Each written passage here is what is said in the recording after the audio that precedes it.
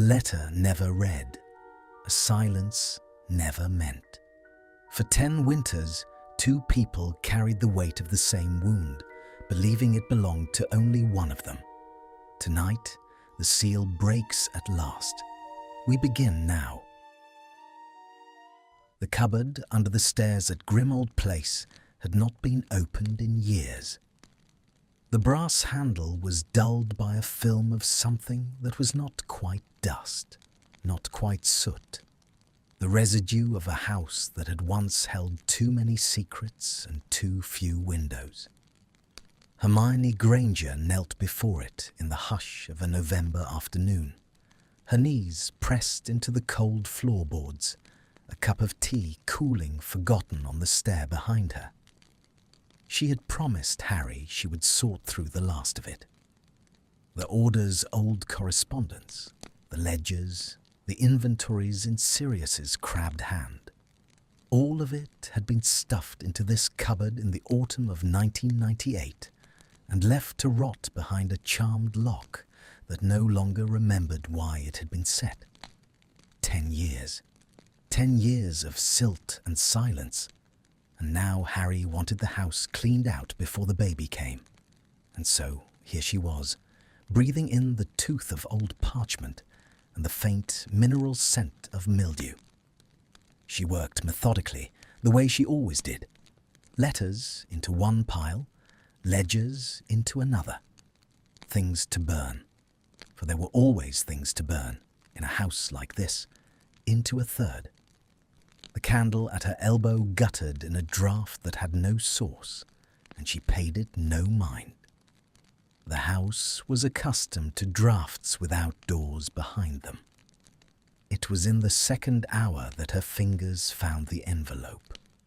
It was at the very back of the cupboard, slipped between the boards of a false bottom she had almost not noticed.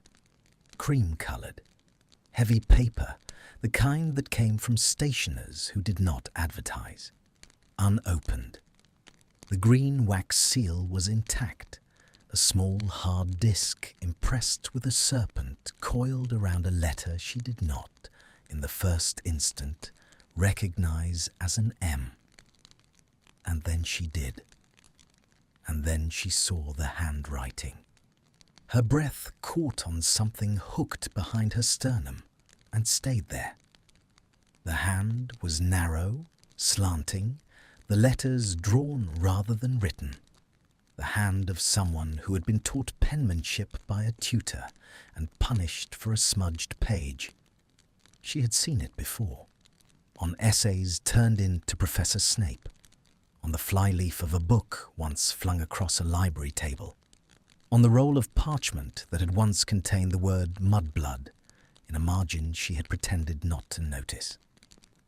Hermione Granger, Hogwarts School of Witchcraft and Wizardry, 1998. Her own name, addressed to her at a school she had not, in 1998, been attending. She had been in a tent in the Forest of Dean. She had been in a Gringotts vault. She had been, briefly and terribly, on a drawing-room floor in Wiltshire. She did not open it.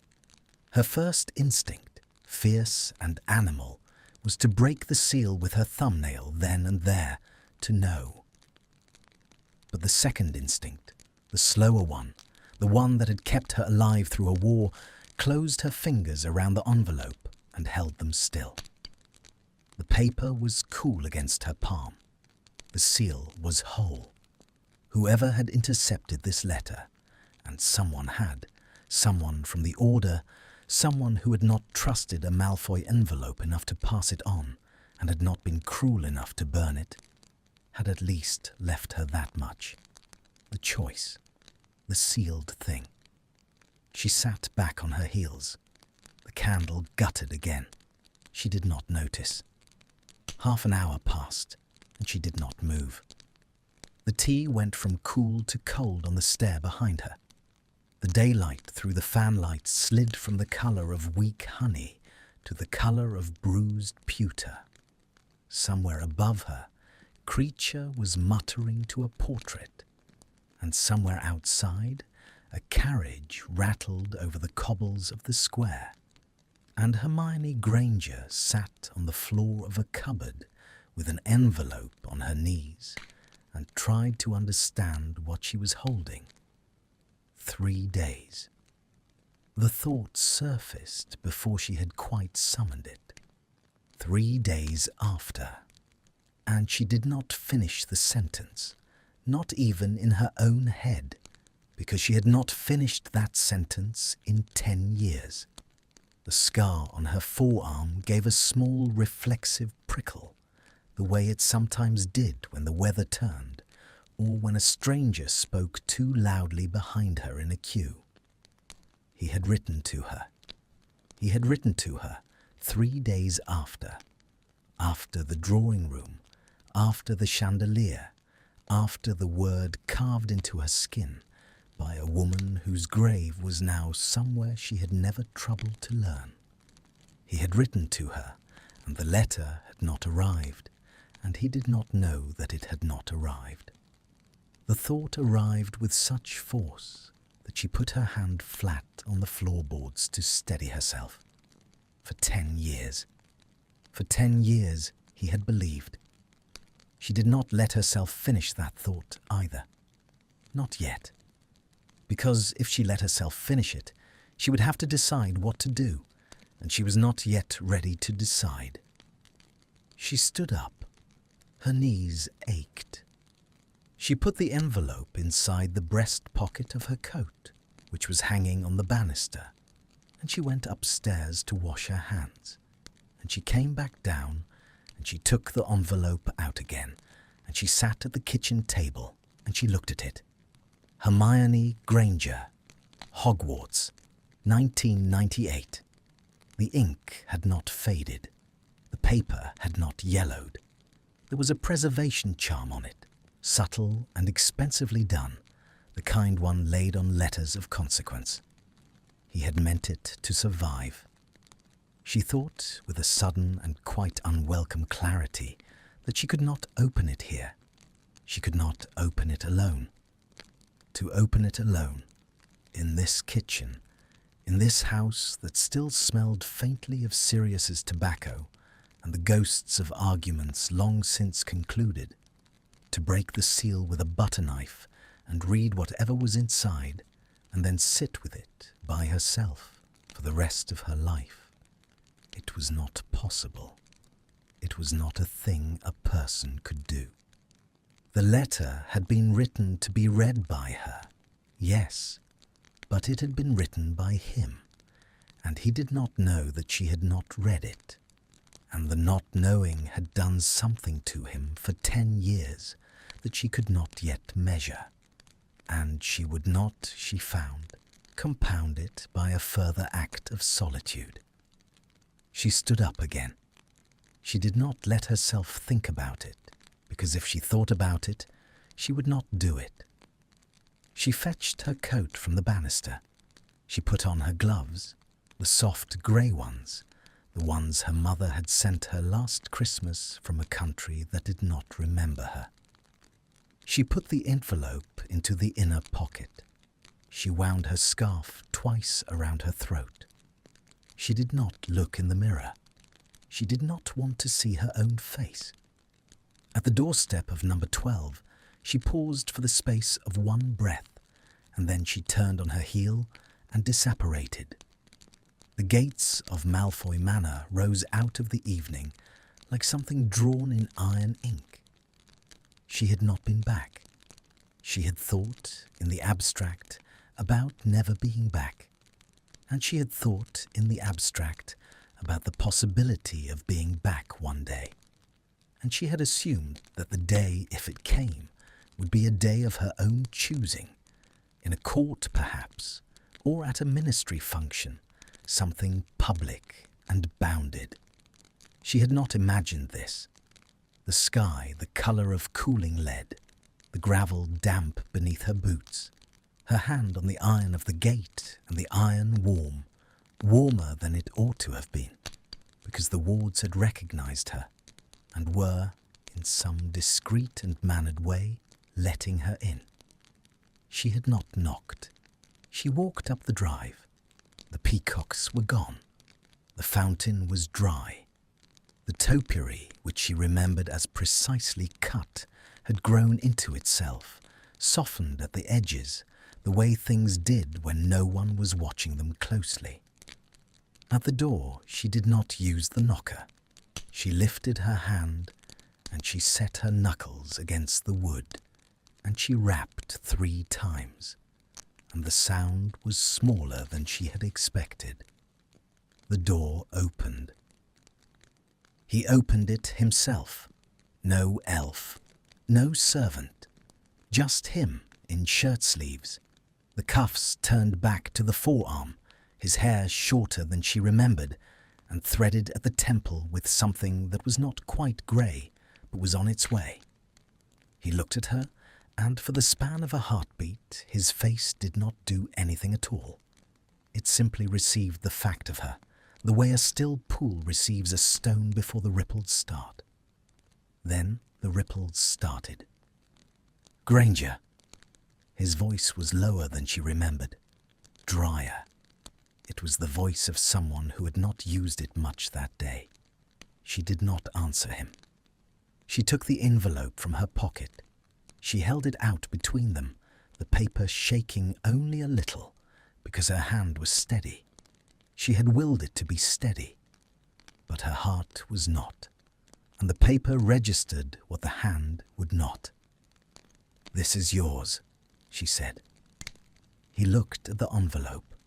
She watched the moment his eyes found the handwriting. She watched the moment his eyes found the seal. She watched the blood go out of his face as though a tap had been turned from the hairline downward, a slow and terrible draining. "I didn't open it," she said. He did not speak. He took the envelope from her with a hand that was not quite steady, and he looked at it, and he looked at her, and he looked at it again, as though he could not make the two things, her face, his handwriting, exist in the same moment without some instrument of proof. His lips parted. They closed. They parted again. He took one step back from the door, and then another, and he did not invite her in so much as simply fail to close it behind him, and after a moment she followed. The hall was cold. He walked a few paces into it, no more, and then he stopped, as though the distance from the door to the next room were a country he could not just now undertake to cross. He sank down onto the carved oak bench along the wall, the one meant for visitors' boots, for walking sticks, for the small ceremonies of arrival. He sat with the envelope in his lap. He did not look up. A single candle was burning in a sconce near the stairs. It was the only light. She stood in the open doorway and watched him, and she did not know whether to go to him or to leave him to it, and in the end she did neither.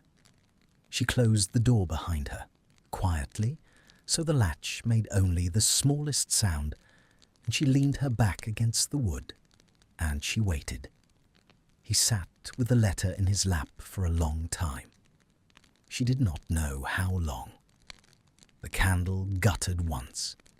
The house around them made no sound at all, no footsteps, no distant voice, no tick of a clock, as though it too were holding its breath, as though every stone in the place had drawn itself in to give him room.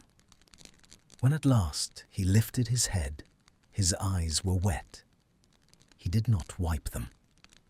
He looked at her across the cold flags of the hall, and he opened his mouth to speak, and his voice, when it came, was not the voice she had expected, because it was not a voice at all, not in the usual sense. It was the sound a thing makes when it has been held shut for a very long time and is finally giving way. "I wrote this," he said. She did not speak. She had learnt, somewhere in the last 10 years, that some sentences need to be finished by the person who began them, and that to offer help was to rob them of something they had earned. I wrote this 3 days after. He did not say after what. He did not need to. The hall seemed to contract a little around the unsaid word, the way a room contracts around a cold draught, and Hermione felt the old prickle along her forearm, beneath the wool of her sleeve, and did not touch it. He turned the envelope in his hands. He looked at the seal. His thumb passed over the wax, as though checking it was real, as though his own signet 10 years younger might dissolve under his touch. "I meant to send it by school owl," he said. "I did send it by school owl." I sat at the window and I watched it go. He drew a breath that did not quite fill him. I watched it until it was out of sight. I remember thinking that was the last easy thing I would ever do. She said nothing. Her back was still against the door. She did not trust her legs to carry her further into the hall just yet. For 3 weeks, I waited. He spoke slowly, as though choosing the words from a shelf he had not visited in years, each one taken down and examined for dust before he used it. For 3 weeks, I told myself owls went astray in a war. Then I told myself you were busy. Then I told myself you were ill. Then I told myself... He stopped. His jaw worked. Then I told myself you had read it and chosen not to answer. And that was the worst of the things I told myself, and because it was the worst, I assumed it was the true one. I have a habit of that. He laughed, a single dry sound with no amusement in it, and looked down at the envelope again.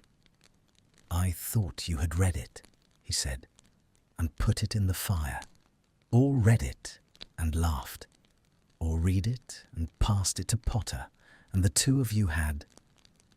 I don't know what I imagined the two of you had done. Whatever I imagined, I deserved it. That was the point. I imagined only things I deserved." A drop fell from his chin onto the envelope. He did not seem to notice. He did not lift his hand to his face. "And then the months went by," he said, "and the years, and I could not write again, because if you had not answered the first, if you had read it and decided, then a second would be worse than the first. A second would be a man who does not know how to be refused. I could not be that man to you. I had been enough things to you already." His voice went on the last sentence. Not broken, exactly. Worn through. Hermione found that she had moved. She did not remember moving. She was no longer at the door. She was standing in the middle of the hall, 3 paces from the bench, her gloved hands clasped in front of her, as though she were about to give evidence in a courtroom, and she had not given her feet the instruction to carry her there. Draco. His name felt strange in her mouth. She had not said it aloud to him, ever. She had said it about him. She had said it against him. She had never said it to him. It came out quieter than she had meant. He looked up. His eyes were grey and wet and very tired, and in them she saw for the first time something she had not seen in any of the newspaper photographs of him from the trials, or in the glimpse of him at the ministry last spring, or in any of the careful, distant reports Harry sometimes brought her from Aura channels. She saw a person, not a villain retired, not a man rehabilitated.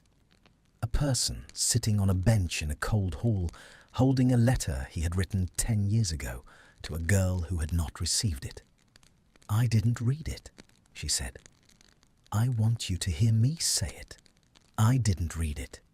It was in a cupboard at Grimold Place, under a false bottom, behind a lock. I don't know who put it there. I don't know why they didn't burn it. I found it this afternoon." she swallowed. "I didn't answer you," she said, "because I did not know there was anything to answer." He closed his eyes. It was not a dramatic movement. It was only the small private gesture of a man who had just been told that a thing he had carried for 10 years was not the thing he thought it was, and he needed a moment to set it down. When he opened them again, he said, in a voice so low she almost did not hear it, "Oh." That was all. "Oh." The single syllables seemed to cost him more than the paragraphs before it. She took another step. The flagstones rang faintly under her boot heel. The candle in the sconce wavered, steadied, wavered again. Above them, very distantly, a clock she had not heard until that moment struck the hour. 5 low chimes sunk in the bones of the house, and then was silent. "May I sit?" she said. He nodded. He did not trust himself, she thought, to words just then. She sat down beside him on the bench. It was not a wide bench. Her shoulder did not quite touch his. There was a finger's width of air between the wool of her coat and the linen of his shirt, and the air in that finger's width felt charged, as though a weak current ran through it. She kept her hands in her lap. She looked at the envelope in his. For a long moment, neither of them spoke. The hall smelt of cold stone and of beeswax, and, very faintly, of something green and bitter. Rosemary, perhaps, or the bruised leaf of some shrub pressed in a book somewhere in this house a long time ago. She had not expected the manor to smell of anything living. She had remembered it as smelling of smoke and fear and the iron tang of her own blood on a Persian rug. But the smoke was gone. The fear was gone. The rug, she suspected, was gone too. What remained was a house, only a house, inhabited by one man who had opened his own front door. "I don't know," he said at last, "what to do with 10 years." She did not answer. "I built," he began, and stopped. He tried again.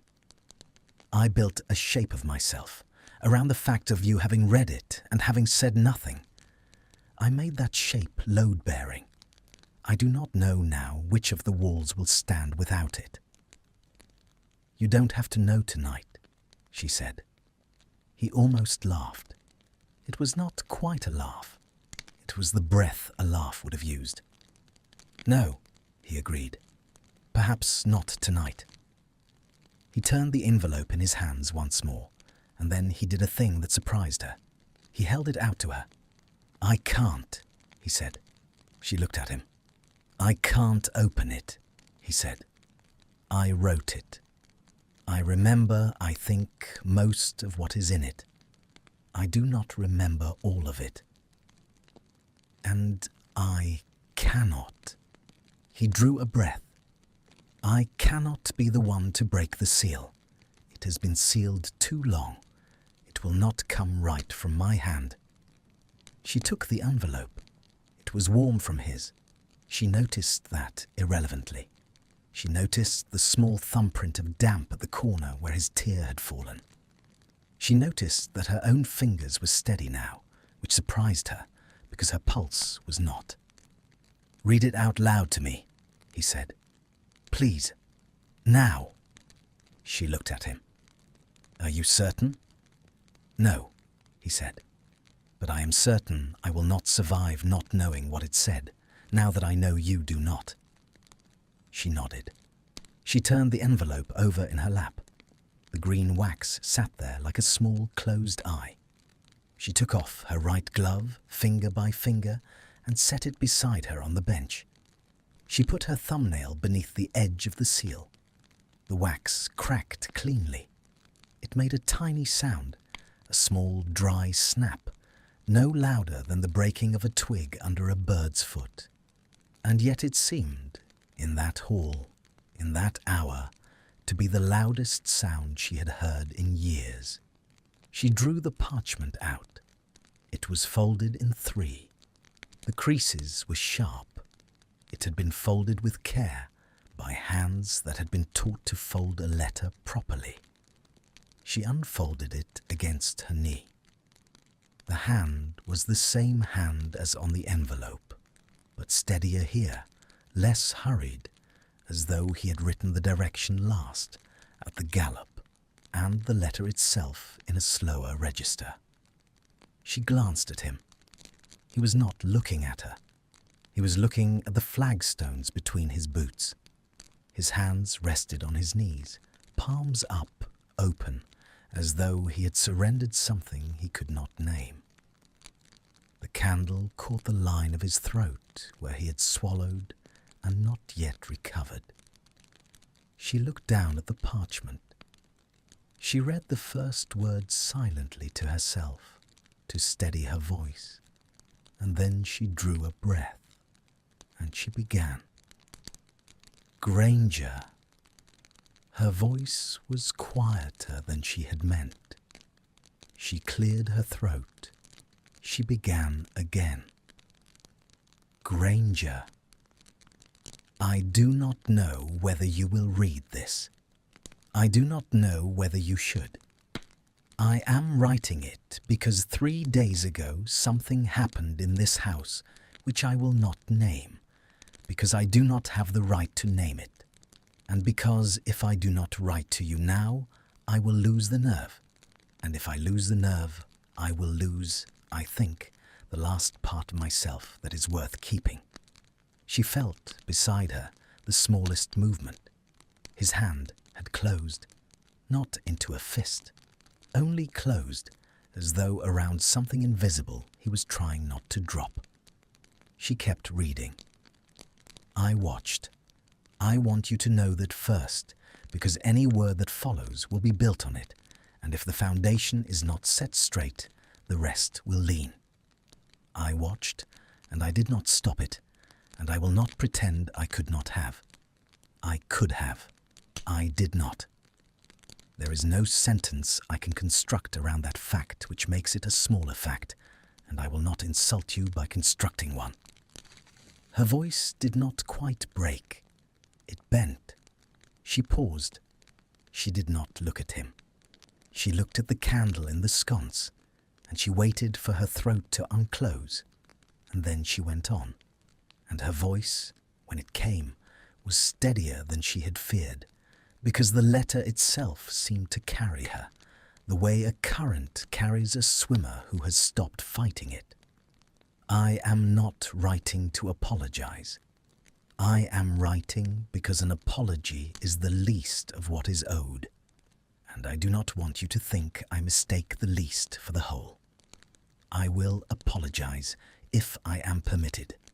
I do not expect to be permitted. That is not why I am writing. I am writing to tell you that I have learnt your name. I mean the sound of it. I have said it in my head every day since. Every day of the last 3, which is not many, but they have been long days. I have said it the way I should have said it for 6 years, and did not. Hermione. It is a Greek name. I looked. It comes from Hermes, a messenger. I had not known. Her own name went strangely in her mouth. She had read it in his hand. She had not expected him to have written it out.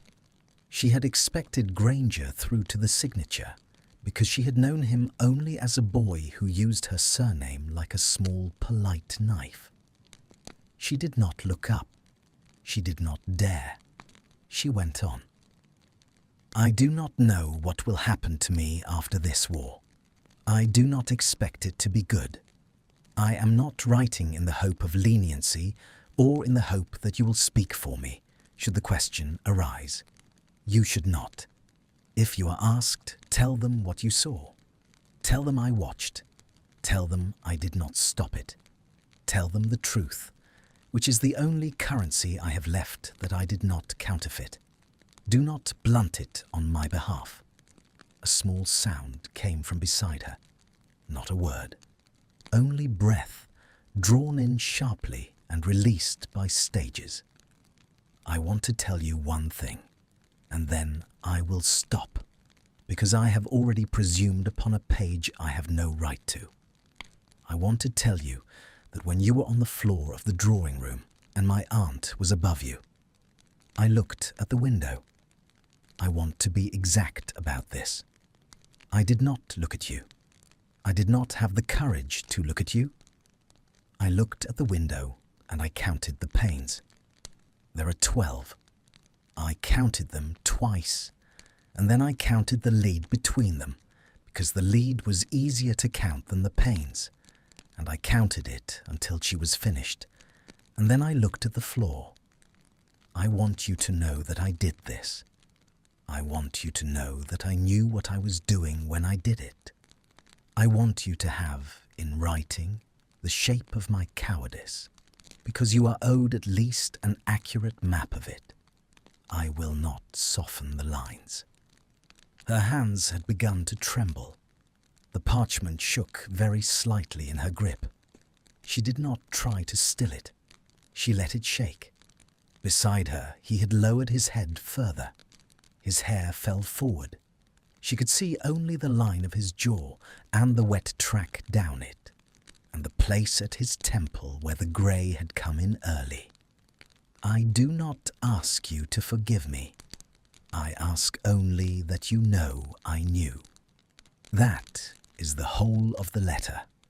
Everything else I could write would be decoration, and I have decorated enough in my life. If by some accident you read this, and by some further accident you are moved to reply, do not reply with kindness. I could not bear kindness from you. Reply with anything else, or do not reply at all. I will understand the silence. I have earned the silence. Yours, though I have no right to the word. She stopped. She could not, for the space of a breath, read the signature. Not because she did not recognize it, because she did. Draco. She said it like a private word. The candle flickered again, and did not recover immediately this time. It dipped almost to blue, and then slowly pulled itself back up to yellow. She folded the letter. She did it slowly, along the same creases. Her fingers remembered already the way it had been folded.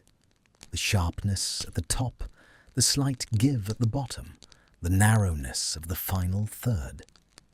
And she matched the folds exactly, because it seemed important in that moment that the letter be refolded by the same hands that had first unsealed it, and that it be done with care.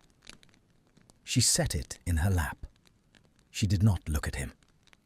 For a long moment the hall held a silence so complete that she could hear the faint hiss of the candle and the small rustle of her own breathing, and nothing else. The house around them was not listening. The house had discreetly absented itself. At length she said very quietly, "You counted the panes." He did not answer. 12, she said. 12, he said, and the lead between them. And the lead. She closed her eyes. She had not known this. She had known. She had catalogued, without ever meaning to catalogue, every face in that room, every hand, every breath drawn in above her. But she had not known where he had been looking. She had assumed, for 10 years, that he had looked at her. She had assumed it in the way one assumes the worst, because the worst is a shape the mind finds it easy to hold. To find that he had looked at a window and counted panes and counted the lead. It was not better. It was not worse. It was only the truth, and it settled in her chest with a particular weight that truths have when they have displaced a longer-held assumption. "I thought you watched," she said. "I know," he said. "I did watch. I want to be clear. I do not say I did not watch, because I did. I say only that I did not watch you. I watched a window. It is a distinction without much dignity, I offer it anyway, because it is what happened. Yes, she said. I understand the distinction. She opened her eyes. He had lifted his head a little, not to look at her, to look at the far wall where a portrait hung, empty. Whoever had lived in that frame was not at home tonight. Perhaps they never were any more. Perhaps they had all gone elsewhere when the house emptied of everything but him. Draco, she said. He turned his head. His eyes, close up, were the colour of the sky outside the gates, the colour of cooling lead, the colour she had arrived under, and rimmed with red and very tired, and the lashes were wet. I am not going to tell you it was not your fault. He nodded, minutely. He had not expected her to. And I am not going to tell you that you have been forgiven, because that is not a thing I have the standing to confer in a hallway at. She glanced at the candle as though it were a clock. At whatever hour this is, I would not trust a forgiveness given in 5 minutes of a cold hall. Neither would you. No, he said, I would not. But I am going to tell you, she said, and her voice surprised her by steadying, that I did not despise you. For 10 years, I did not. I could not have despised a letter I never read.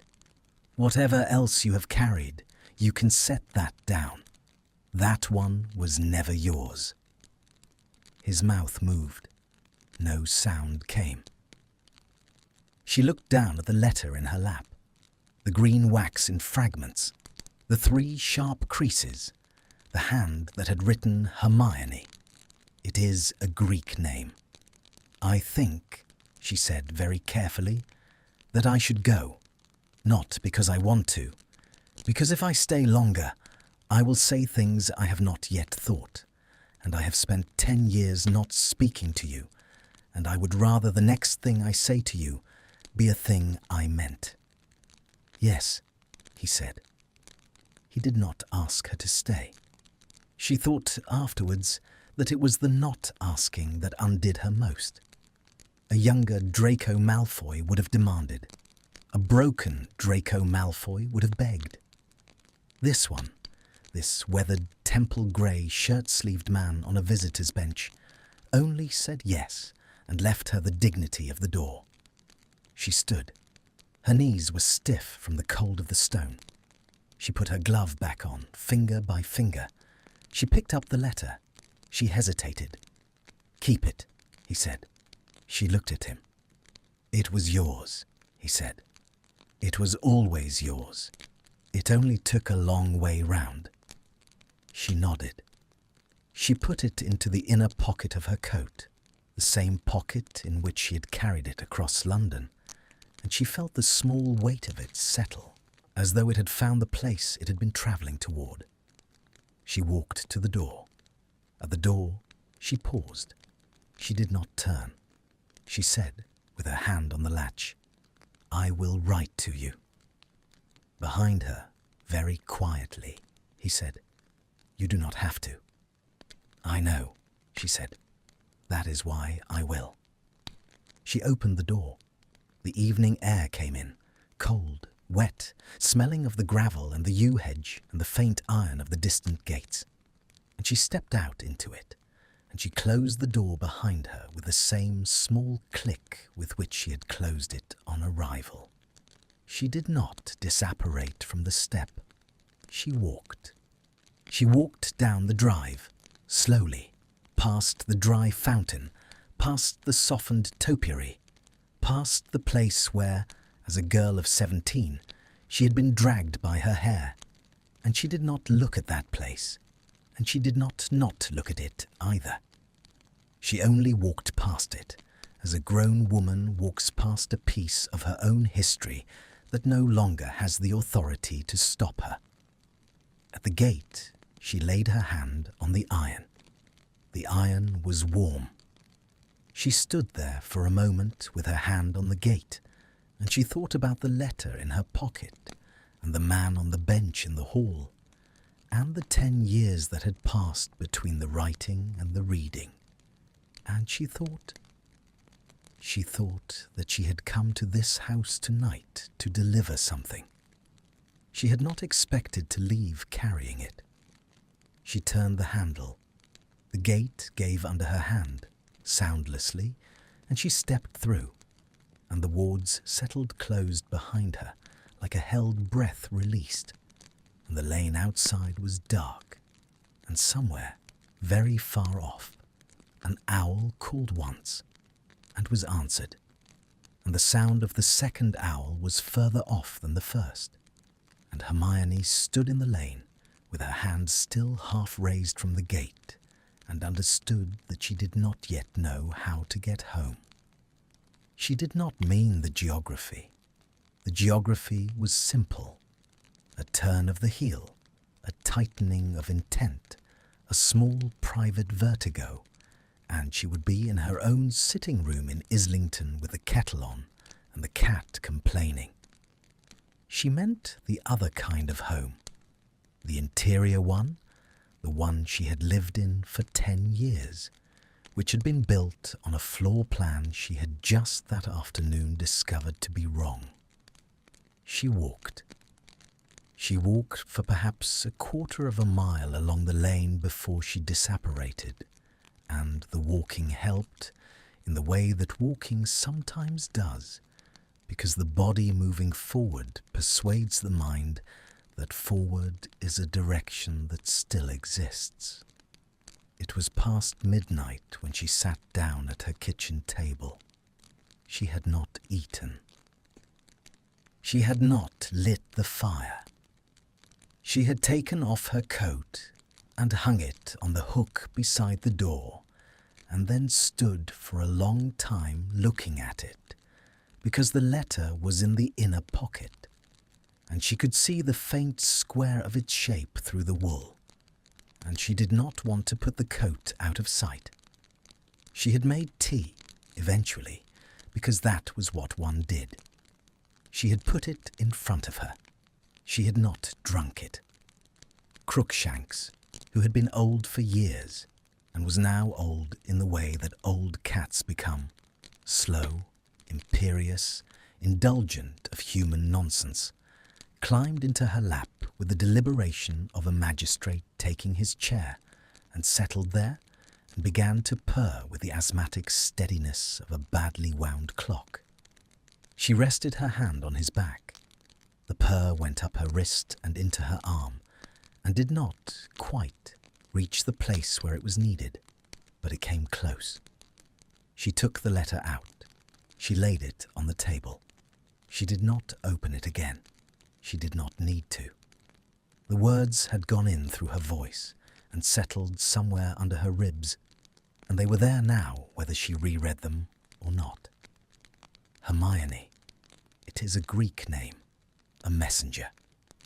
She looked at the word Hermione on the parchment, the letters shaped by a hand she had, for 6 years, treated as an adversary, and then, for 10, treated as a ghost, and she did the small arithmetic of her own life, the years she had spent not thinking of him, and the years she had spent thinking of him and pretending she was not, and the minutes this evening in which she had sat beside him on a cold bench and understood that the shape she had carried of him in her head had not, in some important respect, been him at all.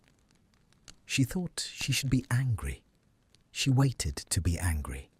She expected it the way one expects a train. She stood on the platform of herself and listened for its approach. It did not come. What came instead was something quieter and less easy to name. It was the feeling one has on waking from a long sleep in a room one does not immediately recognize, before the furniture reassembles itself into familiarity. The furniture of her inner life was, just now, in slightly the wrong places. She would have to live with it a while before she knew where things belonged. She picked up a quill. She did not, she realized, know his direction. Not for personal correspondence. There would be a private owl address. There always was, for a family like his. She could ask. She could find out. But she did not want to send by owl. An owl would take hours, and hours were too many, and she had told him she would write, and she found she did not want to be a woman who told a man at a door that she would write and then made him wait until morning. She took a fresh sheet. She smoothed it. She dipped the quill. She wrote, Draco. She looked at it. The name was strange in her own hand. She had written Malfoy on a great many essays in the margins of arguments. She had never written Draco in ink. She did not cross it out. I am home. I wanted you to know that I am home, because I think you will have been listening for the wards of your own gate to resettle, and will not have been certain whether the settling meant I had gone well or gone in haste. I went well. I walked for a while in the lane. I disapparated from further down. I have read the letter again, not aloud, only to myself, twice. I am not going to tell you what I think of it tonight, because I do not yet know. I will tell you when I know.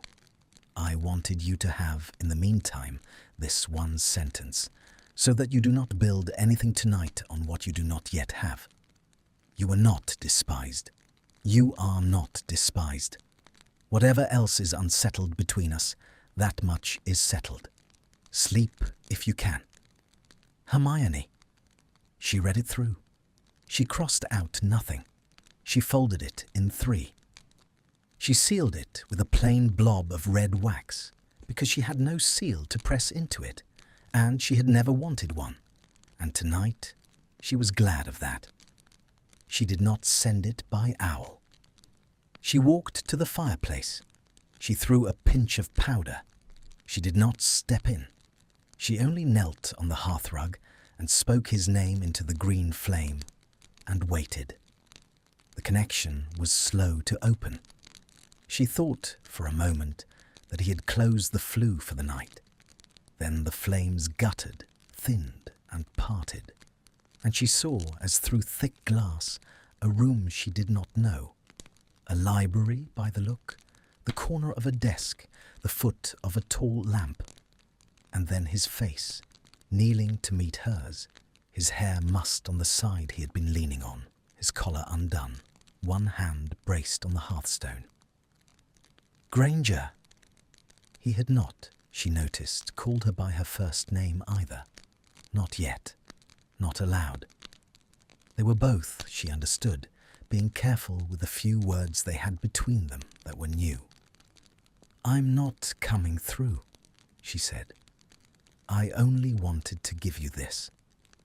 She held the folded letter to the flames.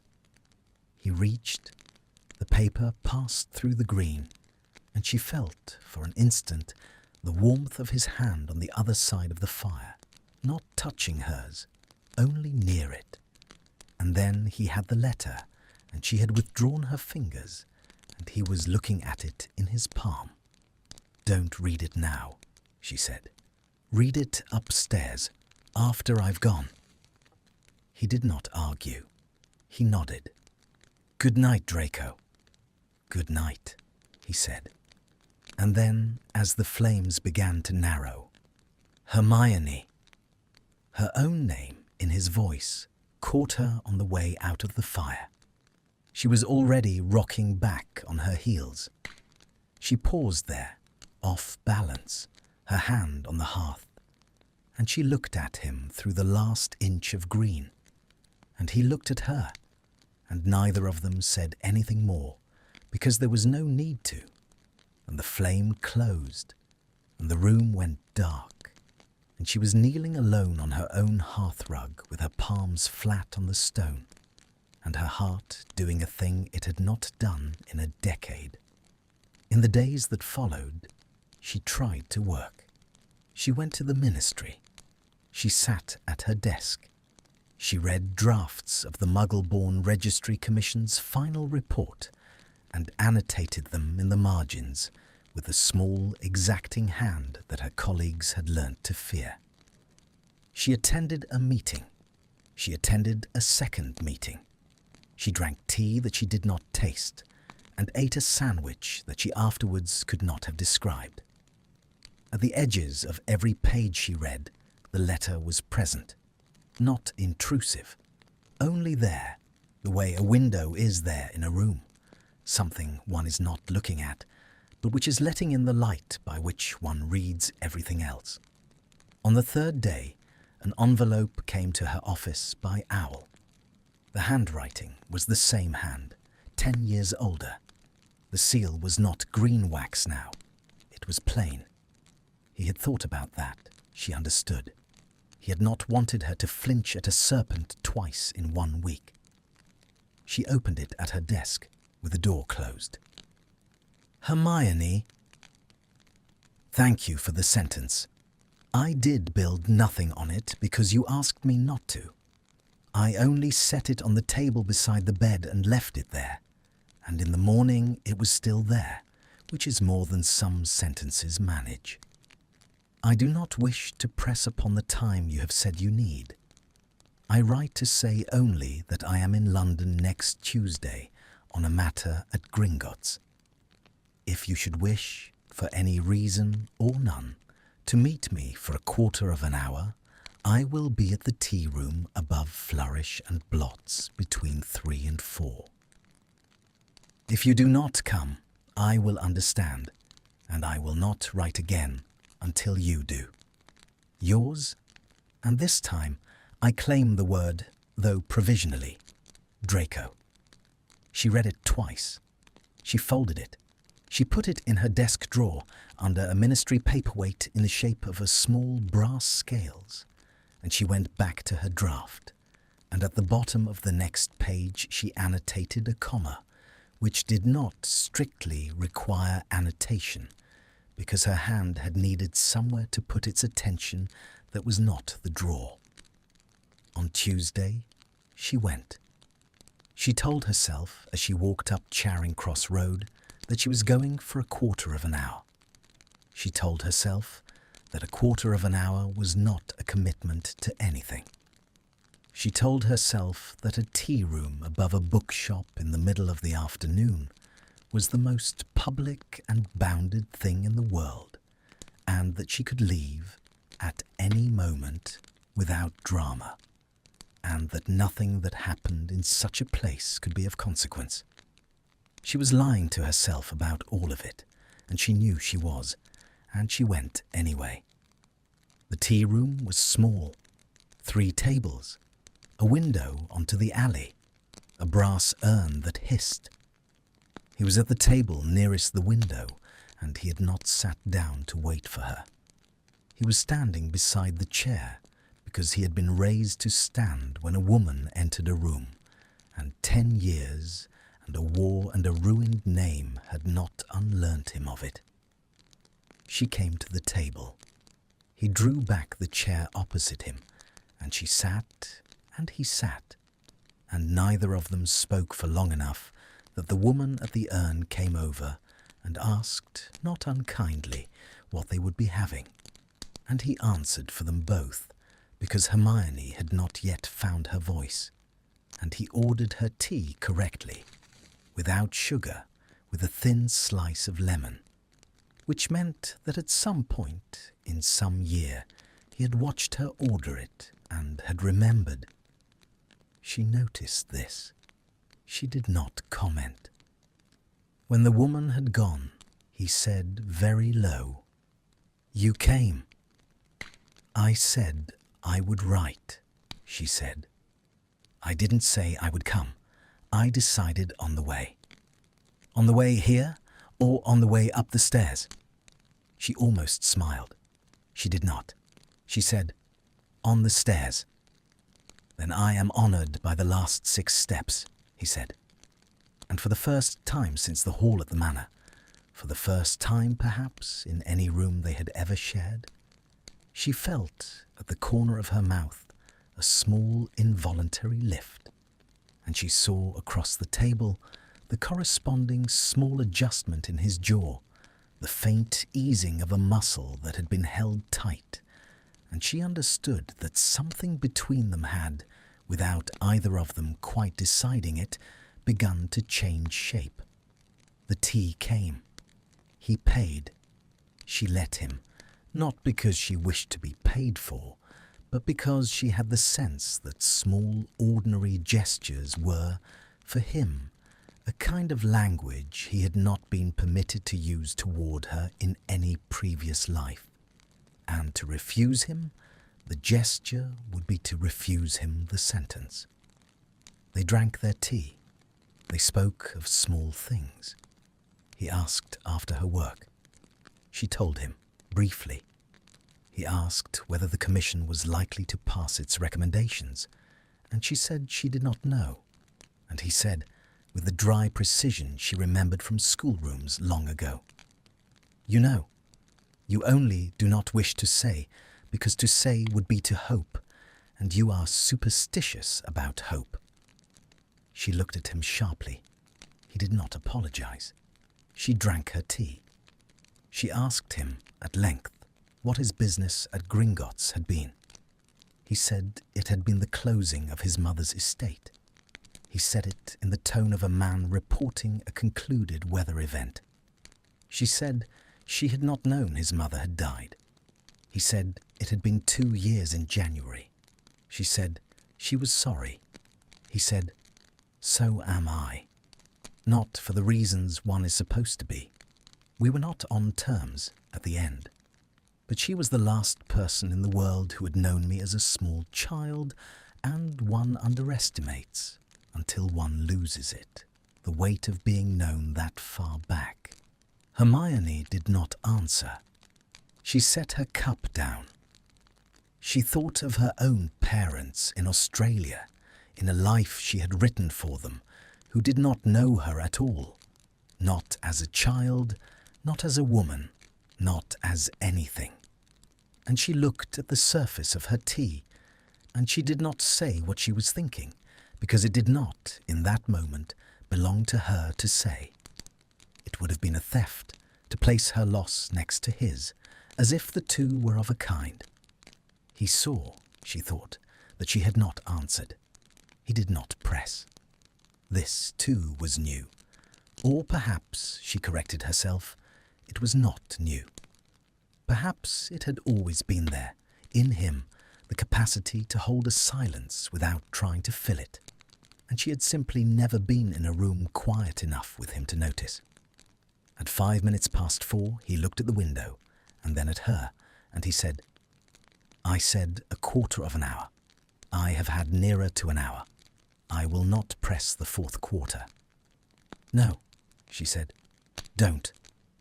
He rose. He drew back her chair. At the top of the stairs he paused. He did not offer his arm, because he was not a fool, and she was not a woman for whom an offered arm on a public staircase would have been welcome. He only stood back to let her go first. She went first. She was aware, all the way down, of him at her shoulder.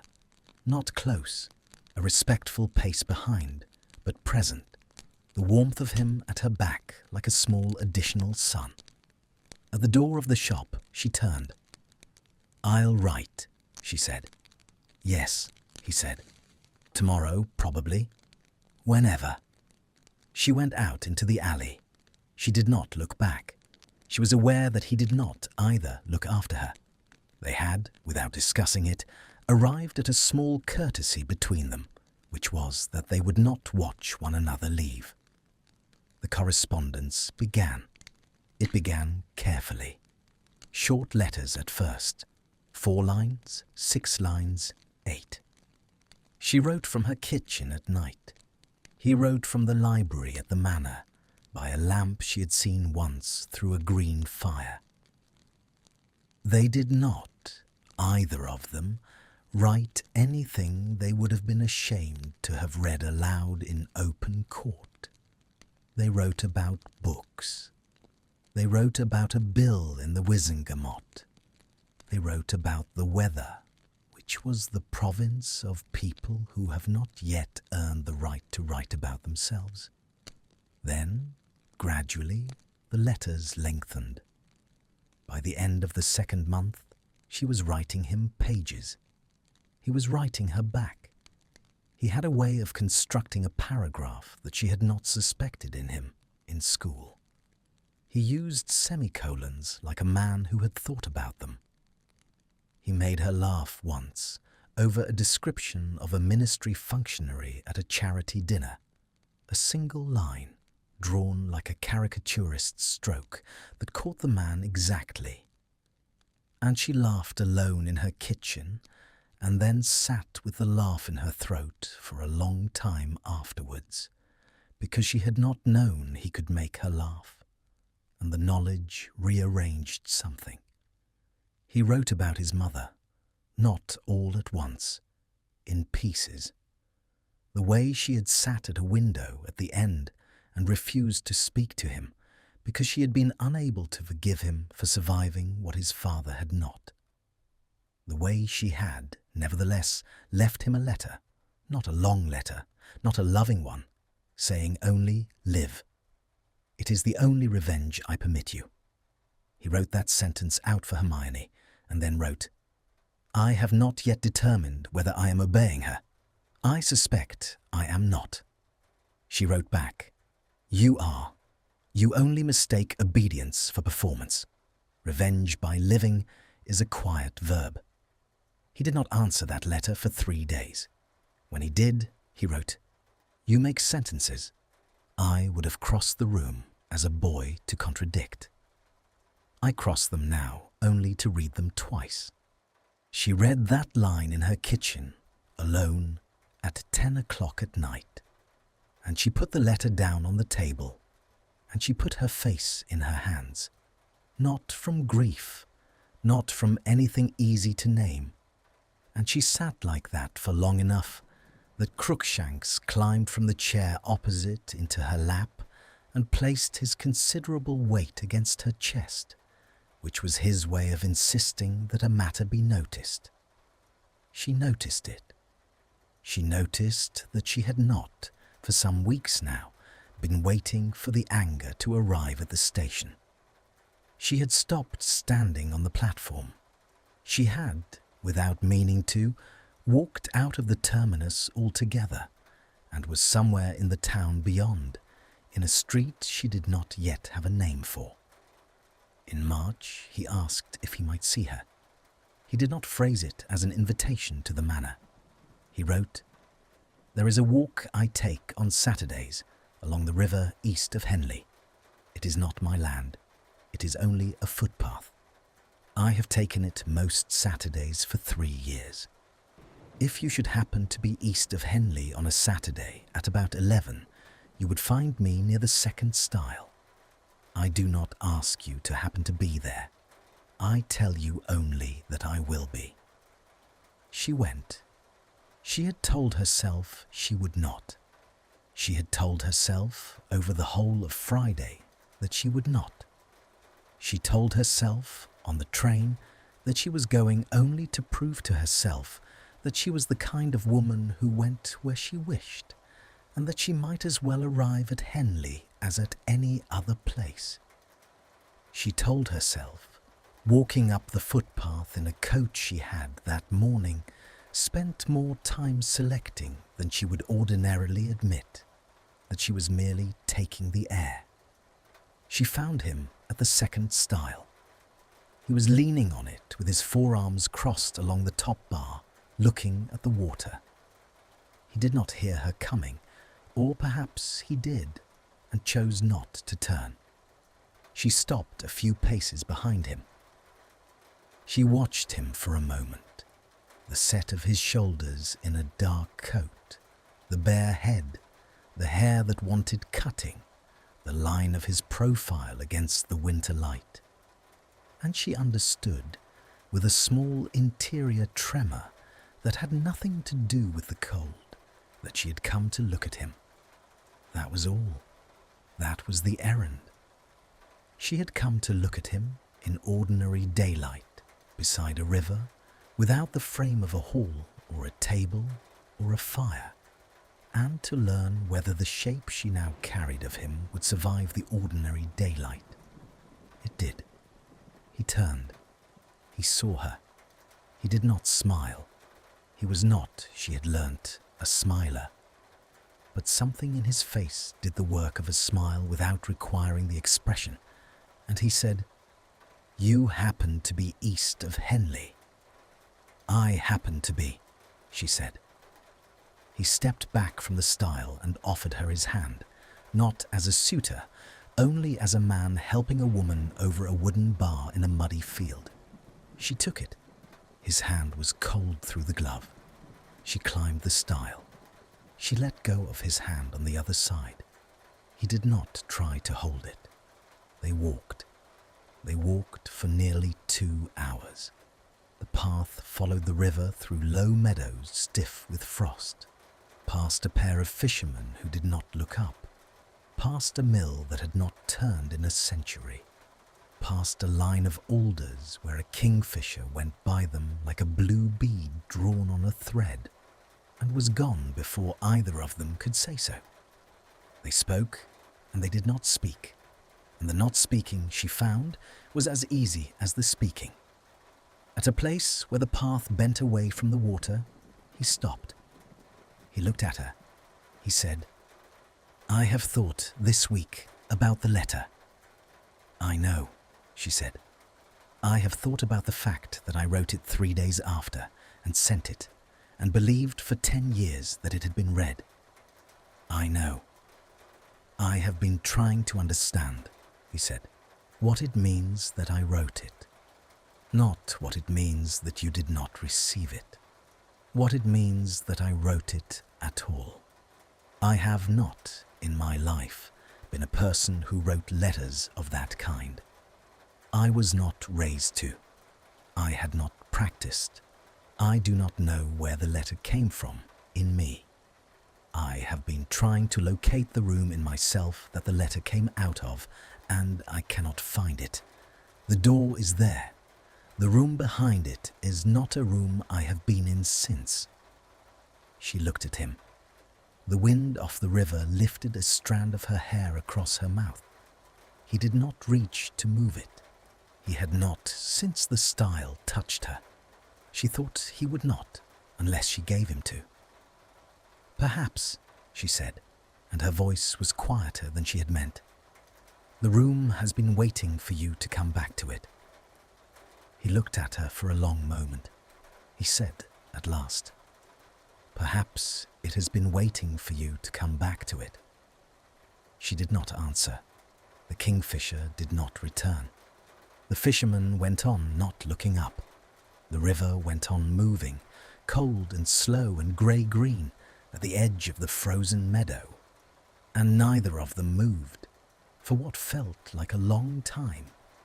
And then a rook called somewhere behind the alders, and the sound broke the small stillness that had gathered between them. And he looked away first at the water, and she looked at the path, and they went on walking. They did not speak of it again that day. At the end of the walk, where the footpath rejoined the lane, he did not press for another meeting. He said, "There is a walk I take on Saturdays." She said, "So I have heard." He said nothing further. She said, "I will happen to be east of Henley again." He nodded once and turned toward his own way, and she turned toward hers, and they did not, this time either, watch each other go. She went the next Saturday. She went the Saturday after. By April, she had stopped telling herself on the train any of the things she had been telling herself in March. He did not touch her. She noticed this. She noticed it in the way one notices an architectural feature of a room one has spent a long time in. Not with surprise, but with a slow accumulation of understanding that it was there by design. He handed her over stiles. He stepped aside at narrow places to let her pass. He did not take her arm, He did not offer it. Once, when she stumbled on a root, his hand went out and then came back, as though he had remembered, mid-gesture, that he had not been given permission, and he closed the hand at his side and said only, "All right?" And she said, "Yes," and they walked on. She understood what he was doing. He was leaving the door to her.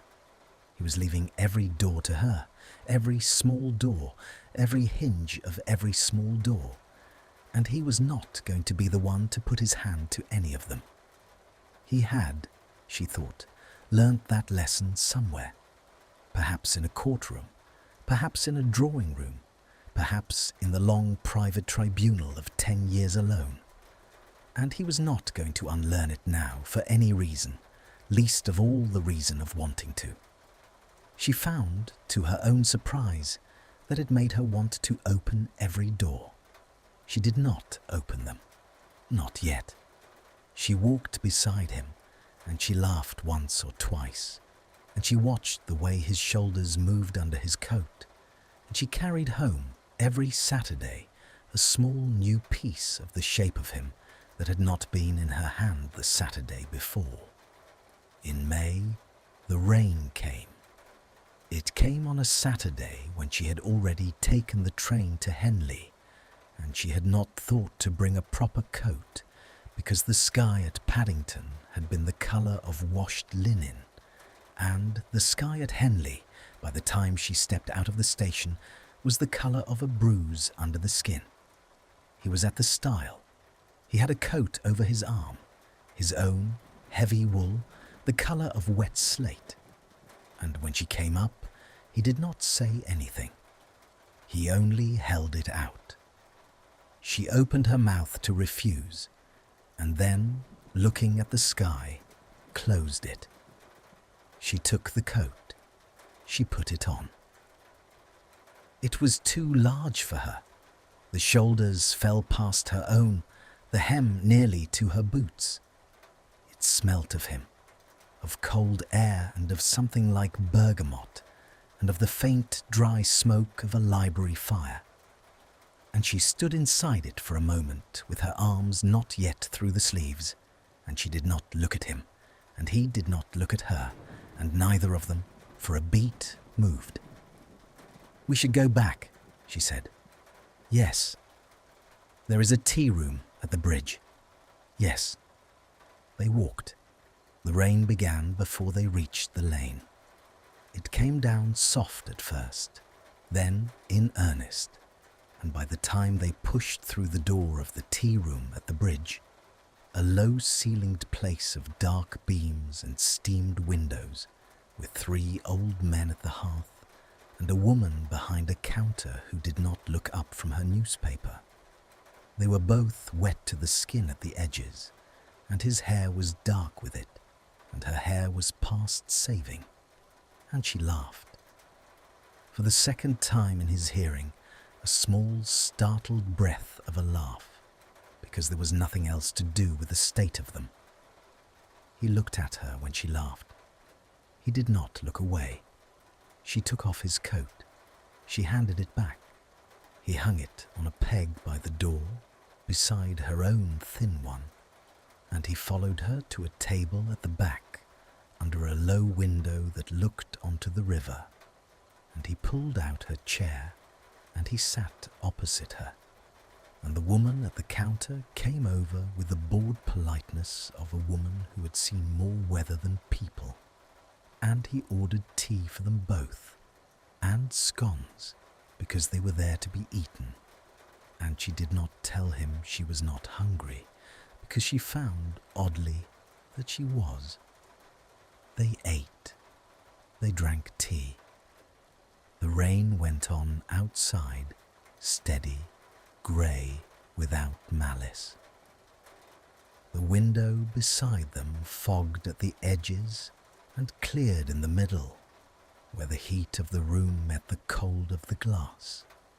And through the cleared middle she could see the bridge and the river, and a single swan making its slow, imperious way upstream against the current, as though the current were a personal affront. "I have been thinking," he said at length, "that I do not know what we are doing." She looked at him over the rim of her cup. She did not answer at once. "I do not say that to press," he said. "I say it because I do not wish to mistake what I see for what is there. I have mistaken in my life several large things for several other large things. I would rather be corrected now than later." She set the cup down. "What do you see?" she said. He was quiet. He turned his own cup a quarter turn on its saucer, not drinking it, only turning it, the way a man turns a thing because his hands require employment. The light through the fogged window caught the side of his face and made the line of his jaw very clear. And she looked at the line of his jaw, and she looked at the small crease at the corner of his eye that had not been there when he was a boy, and she waited. "I see," he said carefully, "that you come. I see that I am allowed on a Saturday to stand at a stile and for you to walk up. I see that you wear a coat that is not warm enough for the weather, and that you do not complain about the coat because you do not wish to be a woman who complains of the weather. I see that when I do not touch you, you do not move away from where I am not touching you.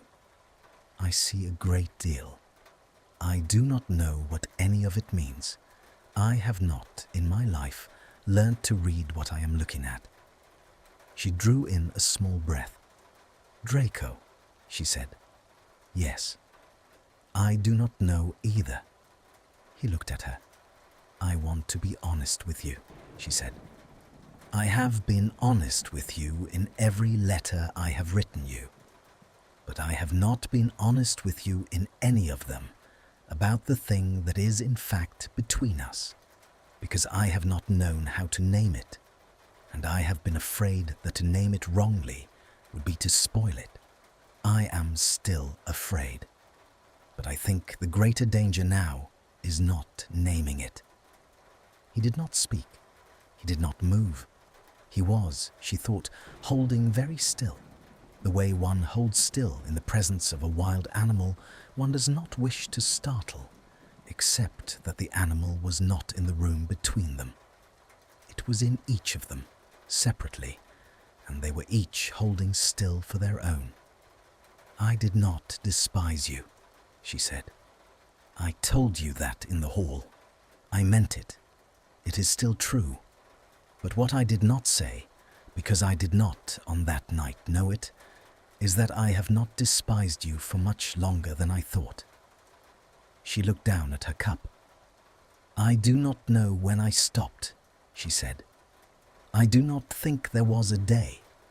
I think it happened slowly in the years when I was not paying attention to you, when you were a name in a paper I folded without reading, and then a face at a ministry door I did not cross, and then a silence I had decided to leave silent. I think in all of those years, something in me was quietly rearranging itself around you without my permission, and I only discovered the rearrangement when I stood on your doorstep in November with a letter in my hand." He made a small sound, not a word, an intake.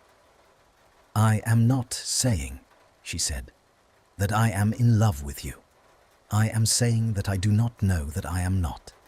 I am saying that I have stopped being certain of the negative, and that the stopping is itself a thing, and I wanted you to have it, in the same spirit in which I gave you the sentence on the first night, so that you did not build anything tonight on what you did not have." He did not answer at once. When he spoke, his voice was very low. "Hermione." "Yes. If you are telling me this so that I will know not to hope, I understand, and I will not hope. If you are telling me this so that I will know I may hope, a little carefully, I understand that too. but I cannot tell which you are telling me, and I do not wish to decide it for you by guessing wrong." She lifted her eyes to his.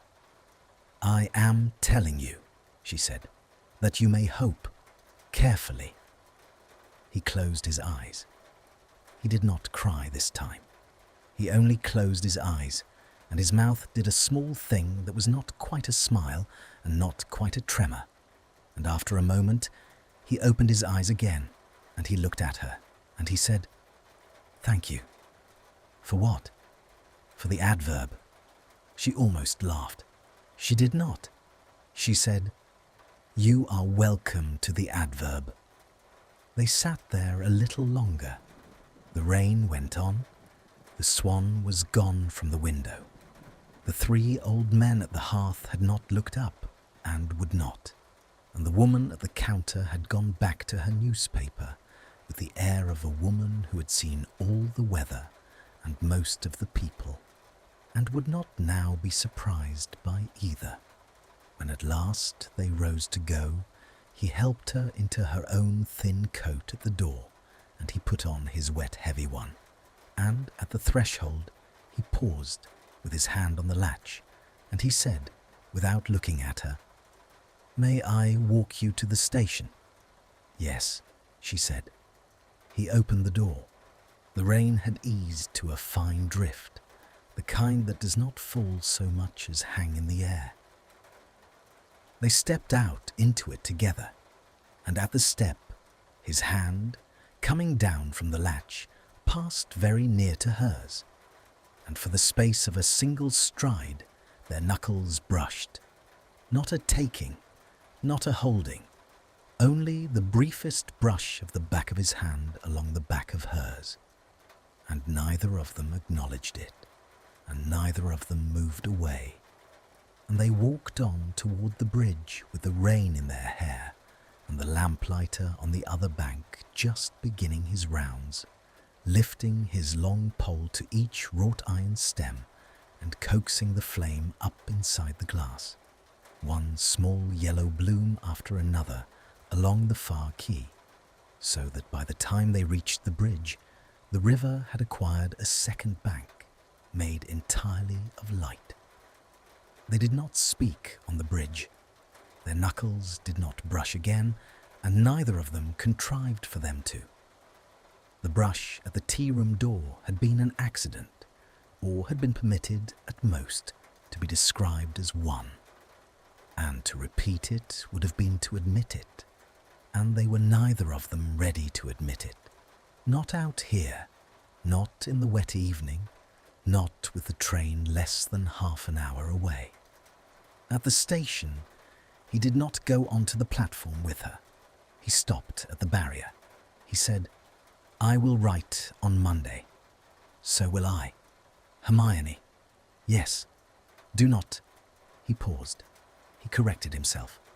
"Do not feel that you owe me a letter tonight only because of what was said at the tea-room. I would rather have the letter you want to send than the letter you feel you should." "I know," she said. "Good." She went through the barrier. She did not look back at him from the platform, because they had, long ago, agreed by unspoken treaty that they would not watch each other leave. She only stood with her back to the barrier, facing the line, and felt him standing behind her, on his own side of it, for as long as it took the train to pull in, and then she boarded, and the train pulled out, and when she looked through the window, he was gone. Not because he had fled, but because he had kept the treaty. Summer was strange. It was strange because it was ordinary. She had expected, after the tea-room, some acceleration, some shift of the air, some heightening. Instead, there was only more of the same, drawn a little closer. They walked on Saturdays. They wrote in the weeks. He came twice to London on unrelated business, and they had tea in the same upstairs room above Flourish and Blots, and he paid again, and she let him. He did not ask to come to her flat. She did not ask to come to the manor. They had understood, without discussing it, that there were two houses that for different reasons could not yet hold them, and that until one of those reasons had resolved, they would meet in public rooms and on footpaths and in the margins of letters. He touched her more, not much, only at the small practical moments. The style, a puddle, once a rook feather blown into her hair, which he took out with his fingers in a single efficient movement and handed to her without a word.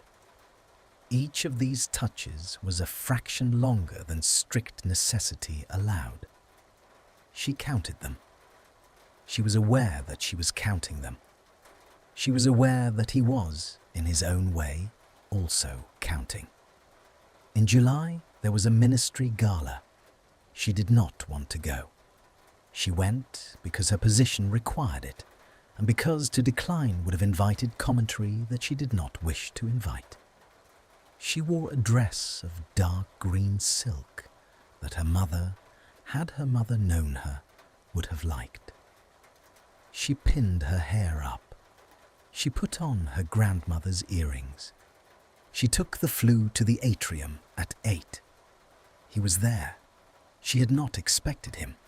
He had not told her. She saw him across the long room, in a black dress coat, standing against a pillar with a glass in his hand, not talking to anyone, not being talked to, occupying a small clear space of his own making, the way he had learned to do in rooms where his name was known and no longer welcome. He saw her at the same moment. He did not come to her. He only looked, and she looked, and a young man from her office stepped in front of her with a greeting, and she gave the greeting back. And when the young man had passed, Draco was no longer looking at the pillar. He was looking into his glass, as though nothing had happened.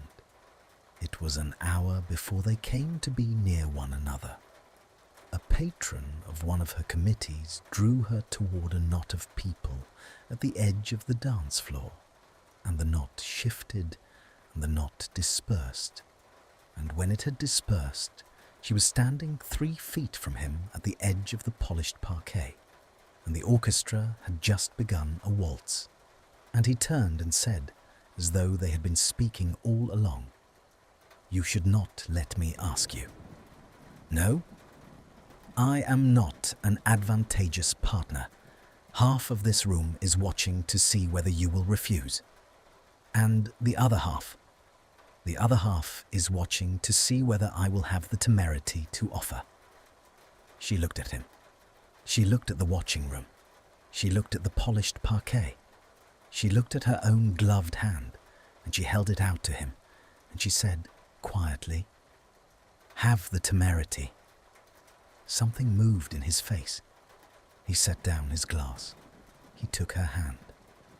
He led her onto the floor with the exact correctness of a man who had been taught to dance at 7 and had not forgotten a single step since, and he placed his other hand at the small of her back, and he did not press there. He only rested it so lightly that she could have stepped away at any moment without resistance, and he began to move. They danced. She did not notice the watching room after the first turn. She noticed his hand at her back. She noticed that he did not speak. She noticed that his eyes, when she looked up at him, were on hers, and that he did not look away, and that something in the way he held her, not close, never close, perfectly correct, perfectly proper, carried a weight the correctness could not disguise, as though the arm was only the surface of a gesture the rest of him was also making, beneath. The waltz ended. He stepped back.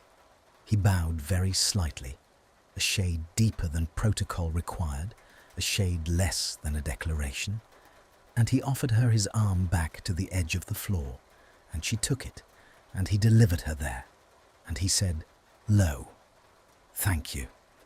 For what? For making me a less interesting story than they had hoped. She almost laughed. He moved away. He did not come near her again that evening.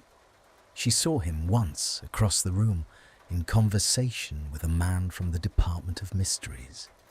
And when at 11 she left alone, and he did not see her go. Or if he did, he kept the treaty, and she went home, and she took her hair down in front of the mirror, and she stood there for a long time with the pins in her palm, looking at her own face and understanding that she had danced with Draco Malfoy in public, and that the earth had not shifted on its axis, and that therefore the earth had known for some time now something she had been careful not to admit.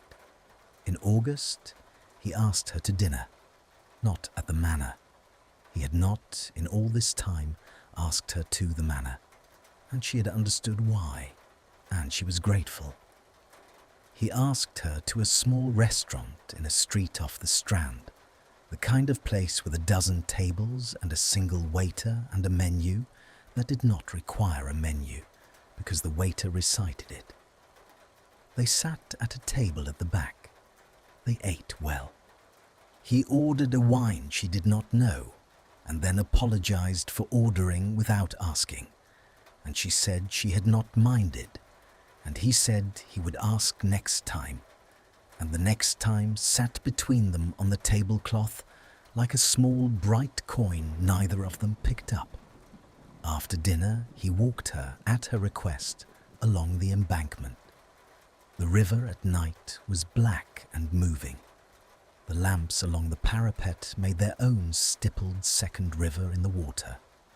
A barge went past with a red light at its bow and a green at its stern, and the wash of it slapped the stone below them long after the barge itself had gone. They walked slowly. She had her hand in the crook of his arm. She had put it there herself, outside the restaurant, and he had not looked at her when she did, and he had not said anything, but she had felt the small fractional tightening of his arm against his side, which was him accepting the hand without drawing attention to the acceptance. At a bench, she stopped. "Let's sit," she said. They sat. He did not take her hand. She did not take his. They sat with a few inches between them, and the lamps on the bridge striping the water, and somewhere on the other bank a clock striking 10, in a tone she felt in her ribs rather than heard. "Draco," she said. "Yes." "I am going to say something, and I would like you not to answer at once." "All right." She drew a breath. She looked out at the river, because she could not, just then, look at him. "I am not a woman who needs to be taken care of," she said. "I want you to understand that. I have managed on my own for a long time. I am not offering you anything that requires caretaking in return." "I know," he said. "I want you to understand it anyway, because I think you are going to want to care for me, and I think you are going to want to, in part, because of what happened in your house when I was 17, and I do not want that transaction between us. I will not be the ledger on which you balance that account." "I refuse to be." "Yes," he said.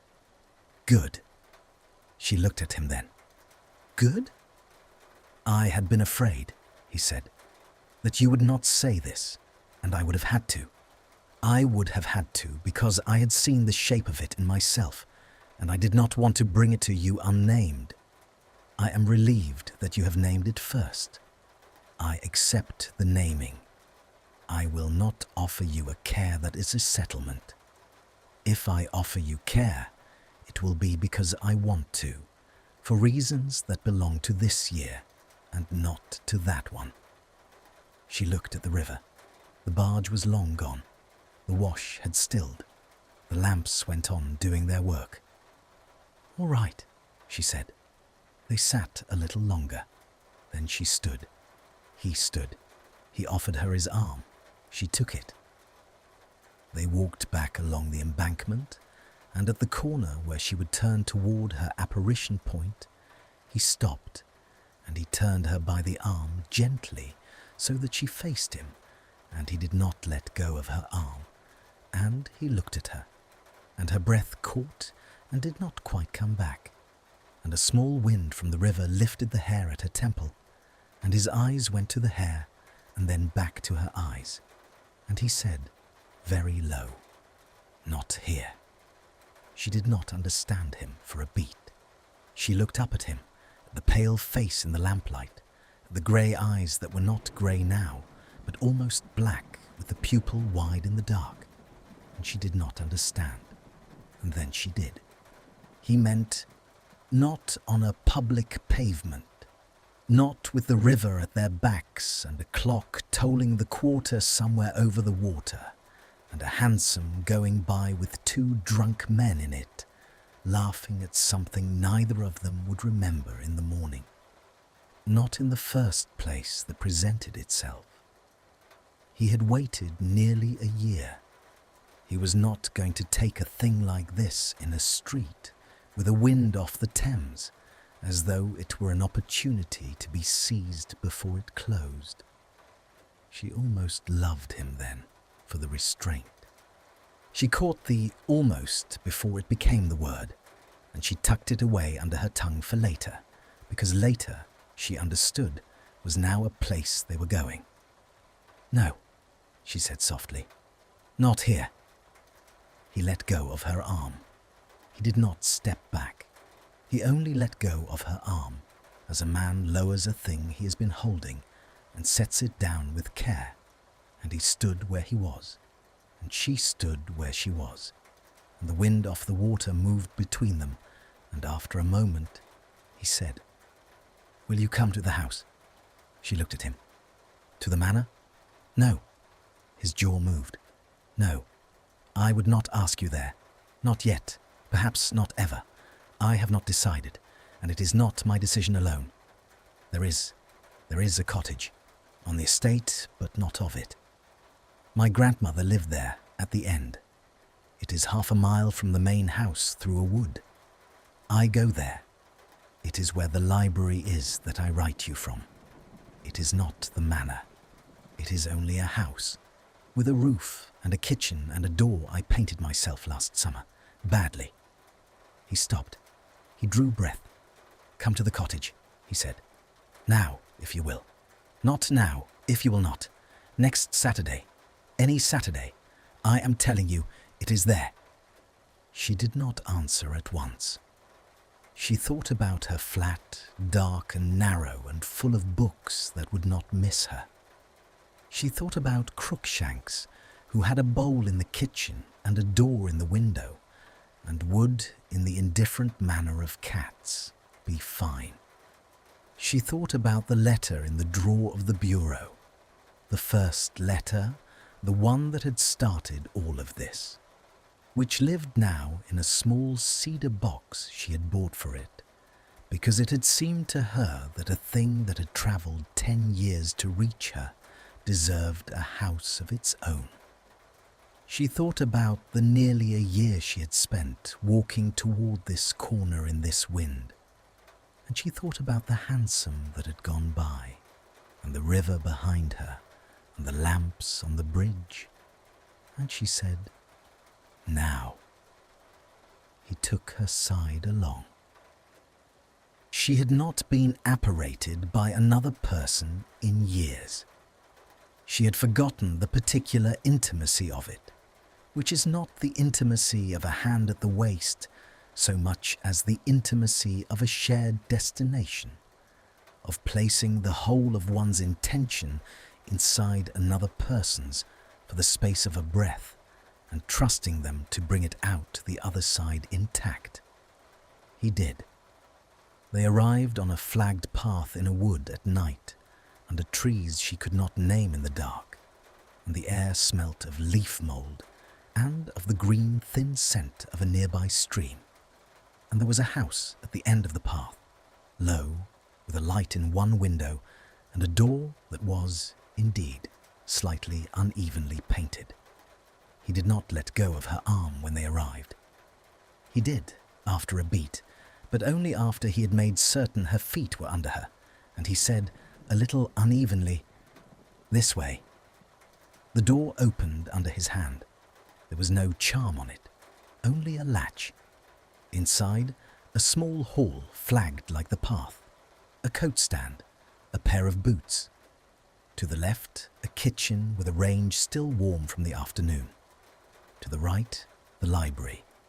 And she saw it now with her own eyes, the room she had seen once through green flame, the desk, the tall lamp, the two deep chairs by a hearth in which a fire had been built and not yet lit. He lit it with a flick of his wand, without ceremony. The logs caught. The room came up around them in warm colour. The oxblood of the rug, the honey of the bookshelves, the dull gleam of brass on the lamp.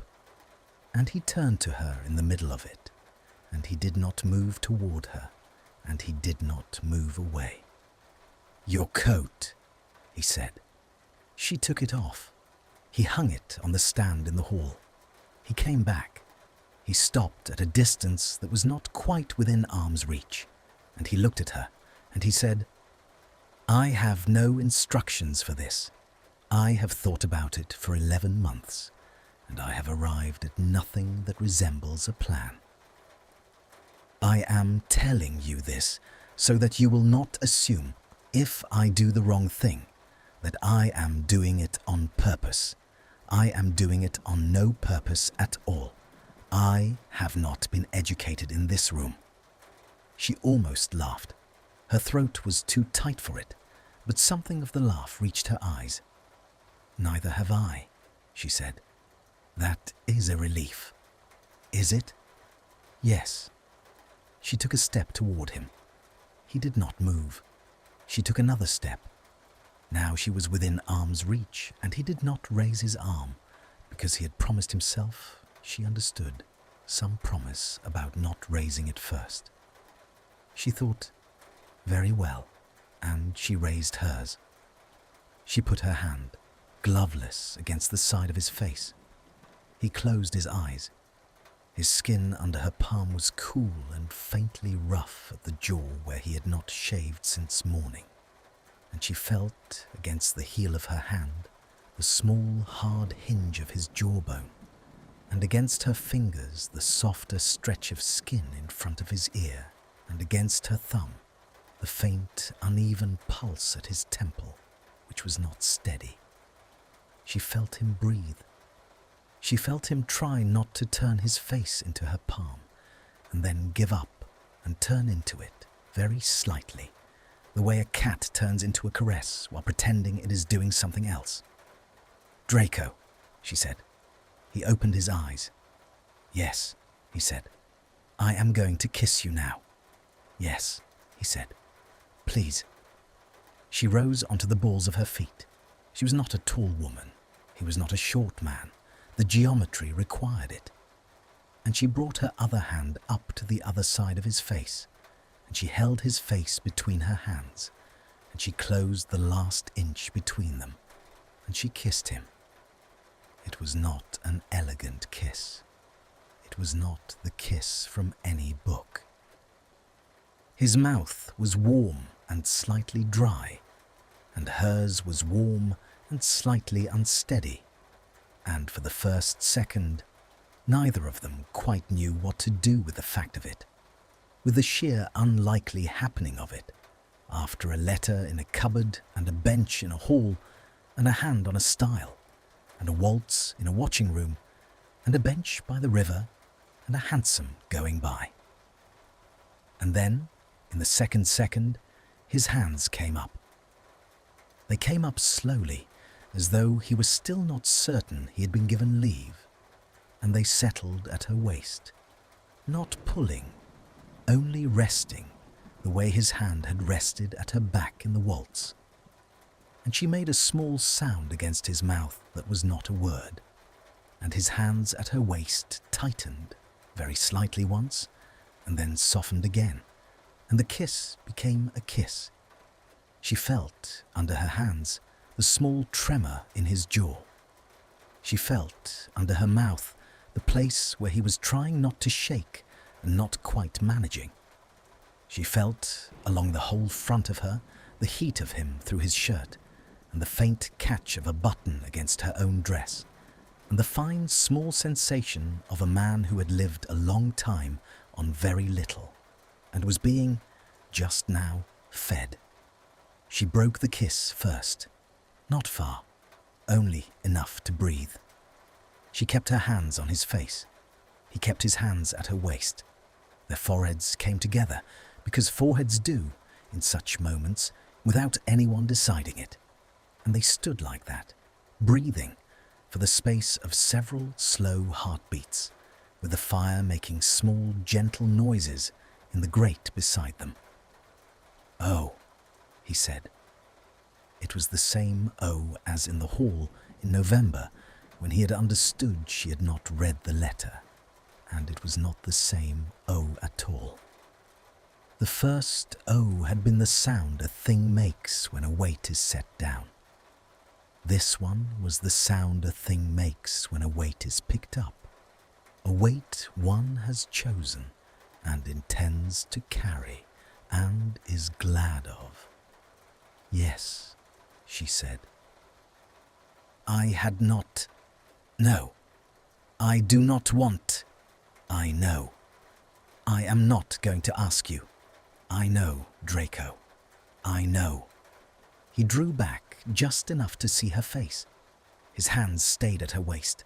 Hers moved from his face to his shoulders because her arms had begun to ache from the angle, and because she wanted, anyway, to feel the shape of his shoulders under her palms, which she had been looking at for nearly a year on a footpath east of Henley, and had not, until this moment, been permitted to touch. "Stay," he said. "Tonight? Tonight. And no, only tonight. I will not ask for more than tonight.